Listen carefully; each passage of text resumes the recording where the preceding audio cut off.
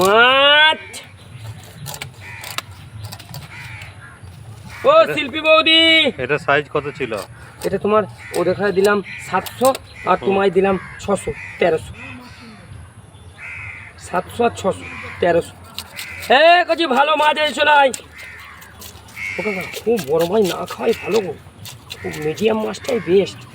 এবার বড় মাছ একদম খাওয়া না খাওয়াই ভালো। এই 500 নিচে মাছ খাওয়া উপকার বেশি হতে। এখন তো সব ভেরি ভাড়া মাছ হয়ে কিচ্ছু স্বাদ নেই, কিচ্ছু নেই।